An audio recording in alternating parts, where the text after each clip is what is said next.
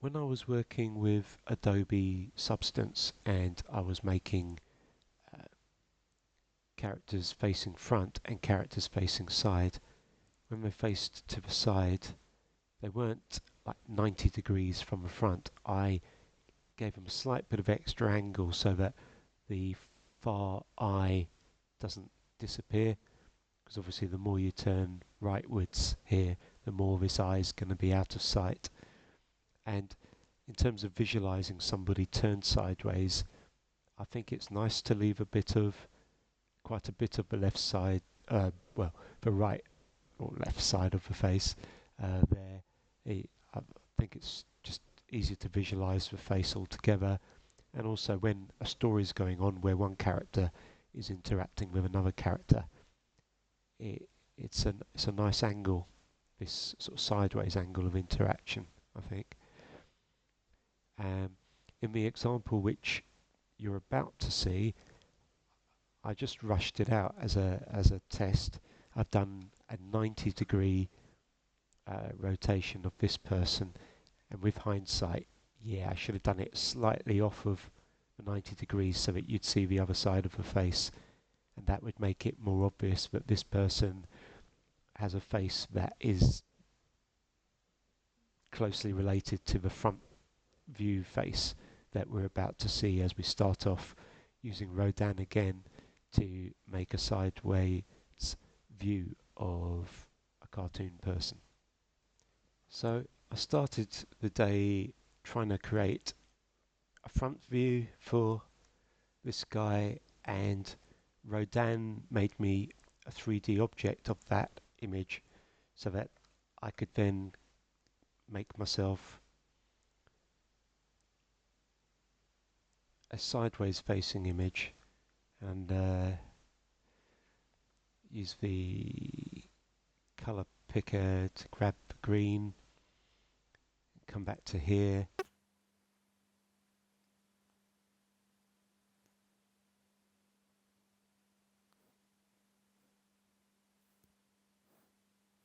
I made a video about turning a one image of someone facing front into a 3D model using Rodin software, and I thought I'd have another go at it because it was very interesting.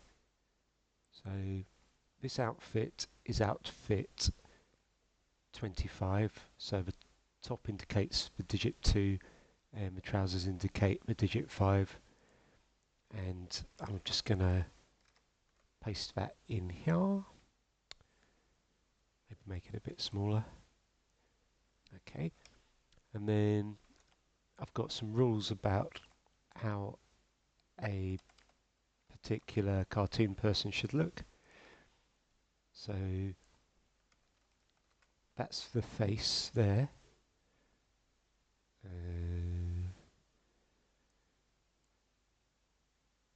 So I'll just grab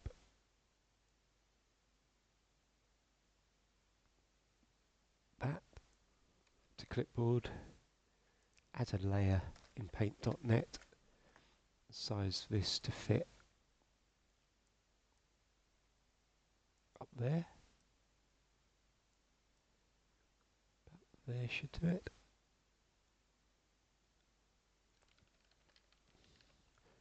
And then I can take that colour and apply it.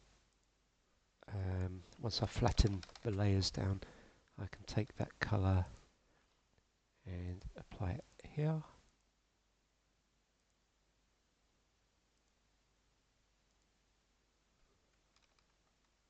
And then there was hair to grab.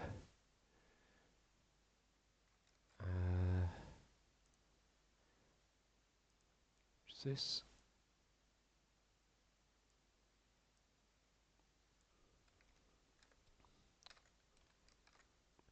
So I'll create some transparency and then copy that into the story as well.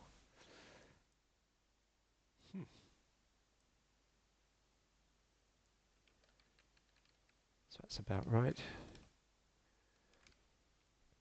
I know it's not perfect, but I don't really care for this video at least. And then back at this image, there's a hair color stated somewhere.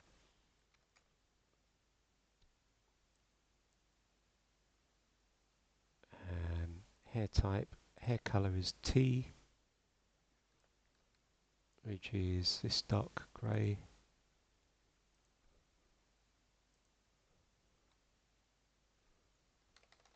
Flatten. Reduce tolerance for the fill color, increase tolerance for the fill color. Maybe use the brush to tidy that up a bit.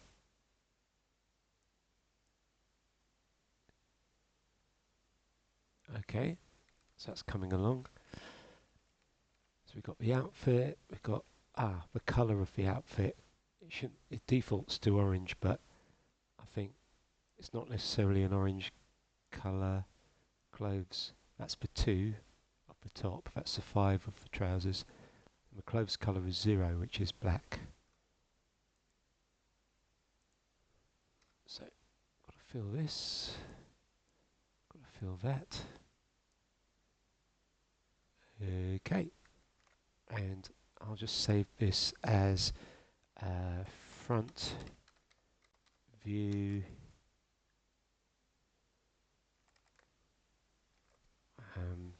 actually jump back a bit.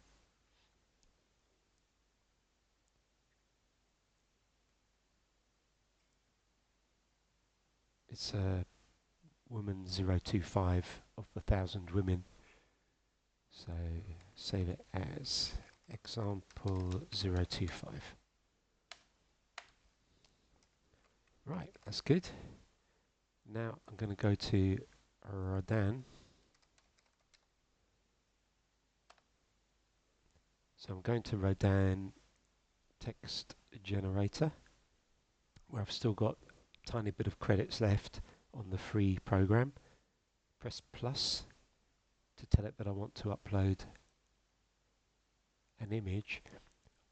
On the free program I can't upload a front profile and a side profile. You have to pay a bit of money for that, so I can only upload one image, and this will be interesting to see what it does with it. The lady is wearing a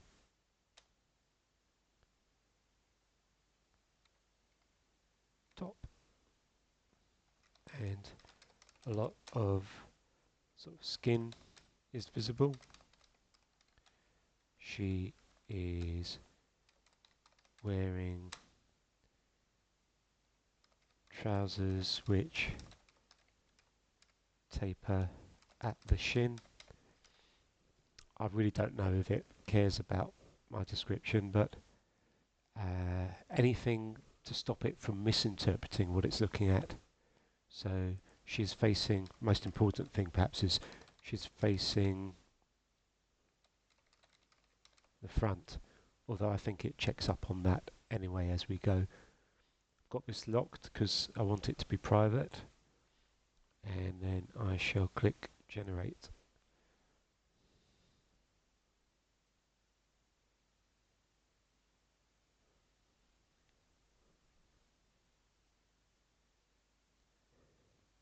And what it's going to make is a grey coloured 3D model. And if I use the right button on my mouse and drag it, we might, or the left button on my mouse and drag it, I can rotate that render of the lady, and then I can display it in different light rendering, I suppose you could call it, to get a different idea of what it is that it's creating for me. I like this one here, I find it a lot easier to see what it's made.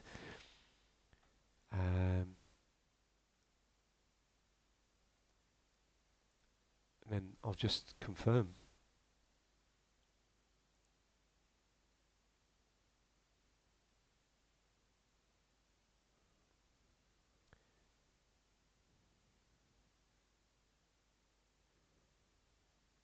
So now using my left mouse again, we've got what you might call an upscaled or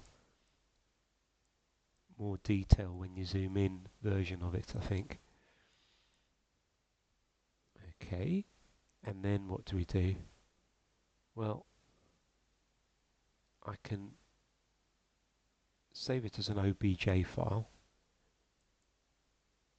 and download it as a zip file. So now I'm in this online viewer, which I like because it can open up the 3D model with a white background. I go to this folder, go into example 025, double click, and there's the character. I'm not very good at rotating it around yet, but the really interesting bit, the reason I did all of this was I wanted a side profile.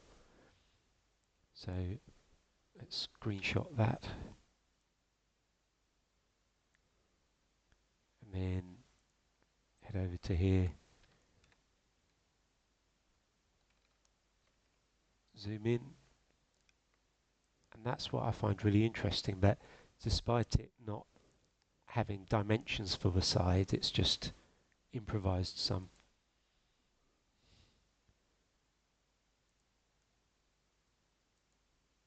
It's really interesting. But then it would be my job to figure out how to draw the angle of the eyebrows and to put some proper eyes in there. So I'm not sure if this is entirely the right tool for the job for me. So this is Krea.ai, Krea.ai, and they have a flux model here, and I can upload an image. So not the side female.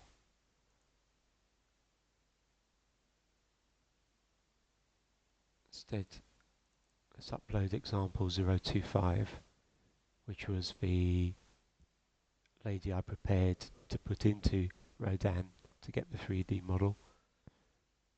And then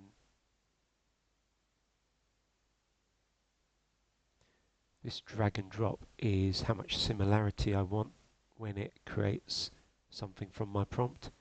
And the higher up it is, the less it's going to change the posture and the colours and the shape and everything. So I'm going to say a lady in a short top and tapering black trousers,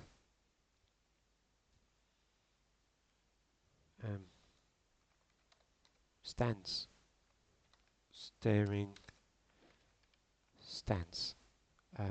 She is facing to the left. I think this will have trouble with facing to the left because I've told it to be so strict by dragging this controller up to here. Generate.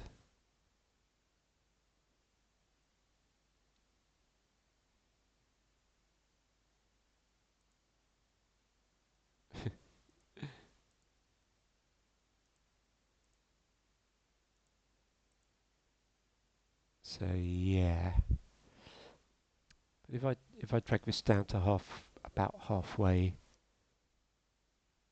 click generate.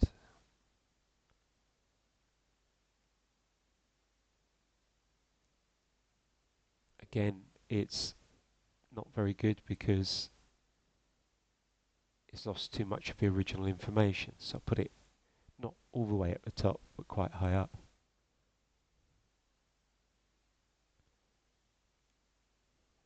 And you see it's struggling. So what people do is they make something called a LoRA, and I don't know how you spell it, but that's what everybody says, a LoRA. And what they do is they might get several photos of a real person at different angles and upload those photos into a model, and the computer trains and it learns what the person looks like from different angles and in different strengths of light, like nighttime, etc. And the pictures need to be pretty good quality or it won't be very good in what it's able to do. But then you can give it a prompt, like you could say that the person is sitting on a park bench or something like that, and what they're wearing, and it will do a pretty good version of the person just created from AI. So it's not 3D mesh model, I don't think. It's AI's guess at how things should be based on the patterns it's seen in the training. That's a bit of a mouthful. And then what people do is they can use Flux, the tool that we've just been using, but a model of it. I don't know if it's Krea's model of it, but there's a version of Flux where you can ask to generate a person, describe the person, and ask for several angles of the person to come out. At least that's how I understand it. So you end up with the person at several angles, and you can then use that to train the model, and then you can create images of the person all over the place. Um, there's other software as well which basically does that kind of task, either creating variety of angle of a person's face or training up with all of those pictures to be a LoRA model. So in my situation, where I'm limited is the only way I can get an idea of what the person looks like when they're facing sideways or at another angle is by using one of these outputs.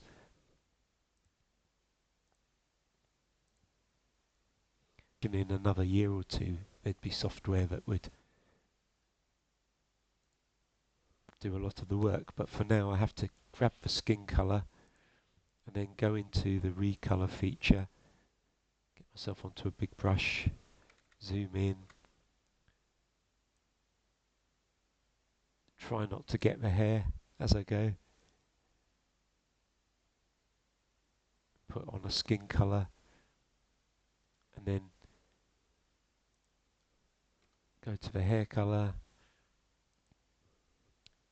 make sure I'm on the recolor feature, get a bigger brush.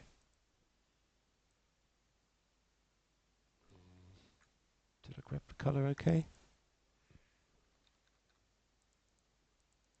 Great.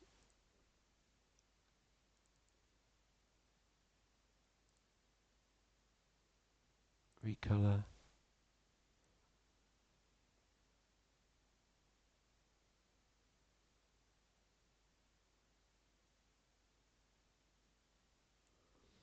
So it's looking a bit better. Recolor.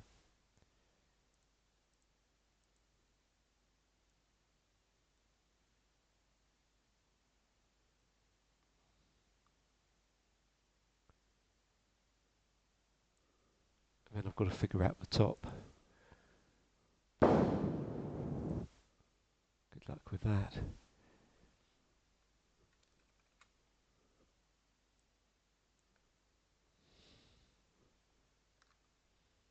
Get onto black.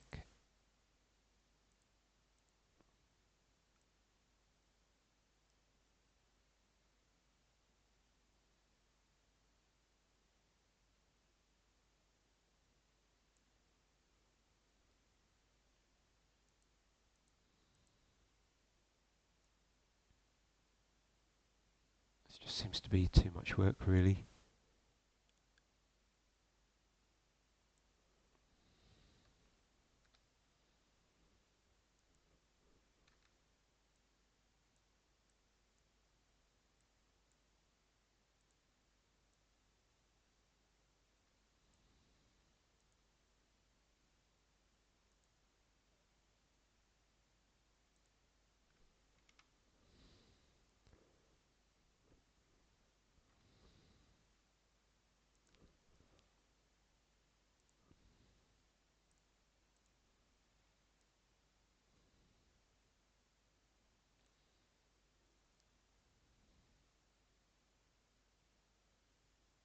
Yeah, overdid it.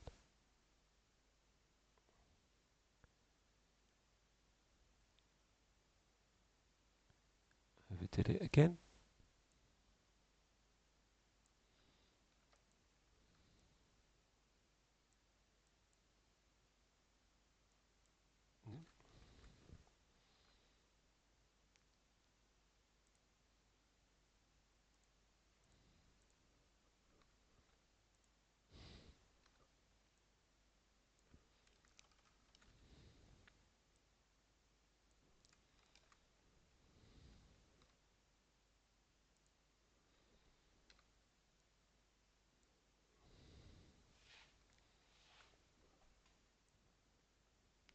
Okay, so that's a broad idea of what we want.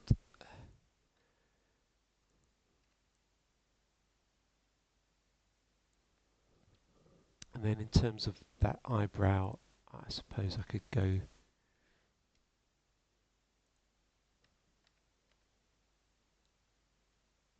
do a slight raising of eyebrow there. In terms of the eye, I don't really have the skills to do much with that, so I'll just follow the indentation that the 3D model did with a really thin brush.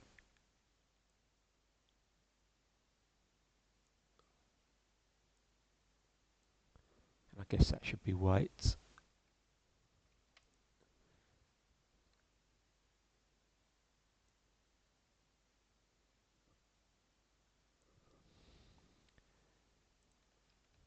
The mouth is going to be red.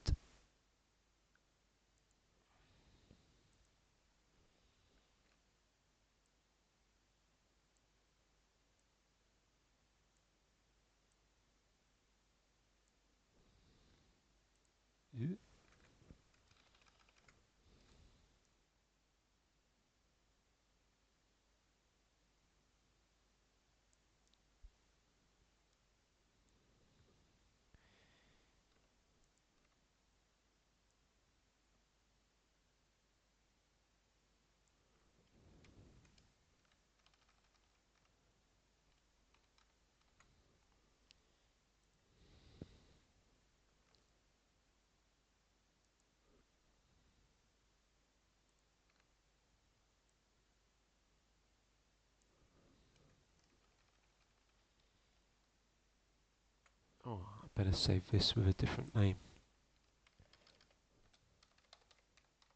Coloured in.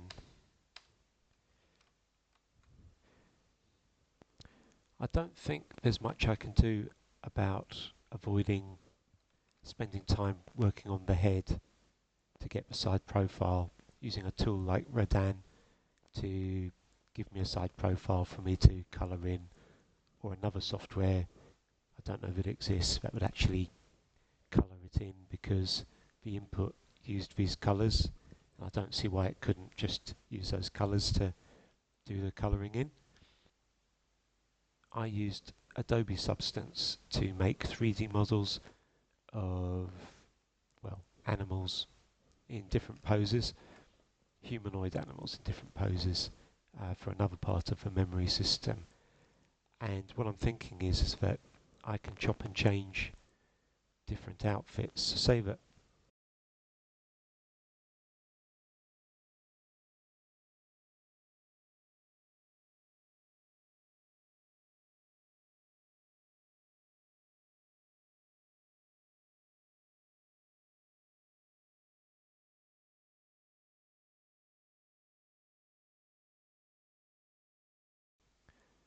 another challenge is that this front profile is not what it began as. And I don't just mean that it's lost detail on the eyes, but I mean the nose is a different art style. Because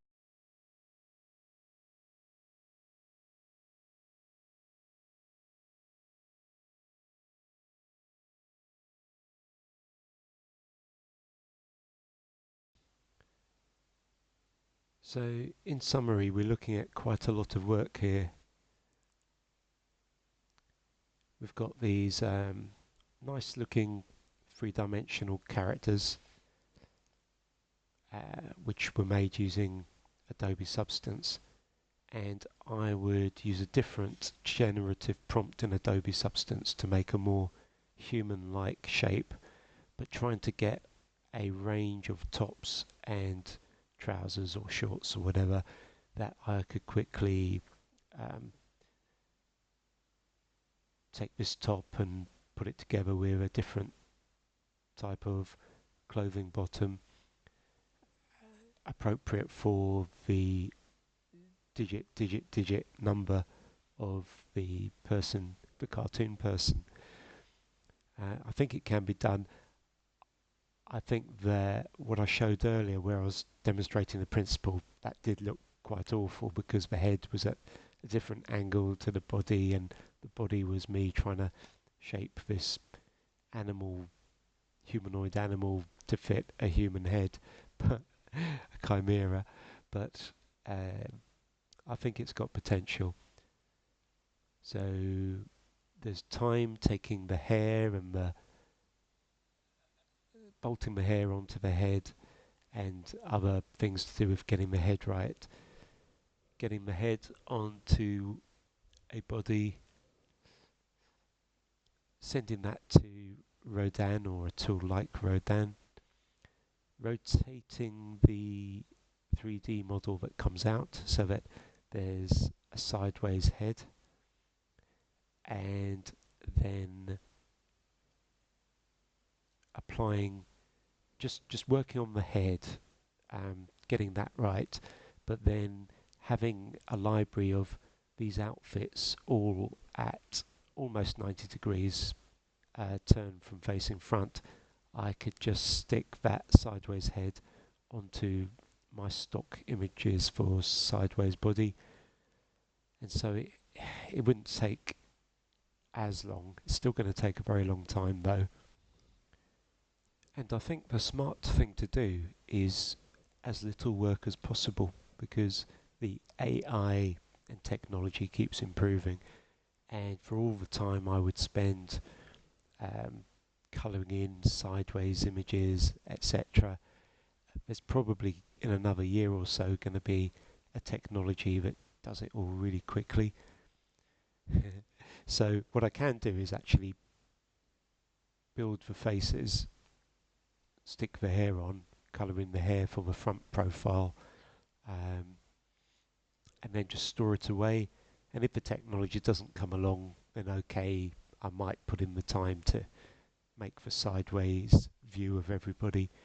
But my feeling is that technology is just going to solve it, no problem.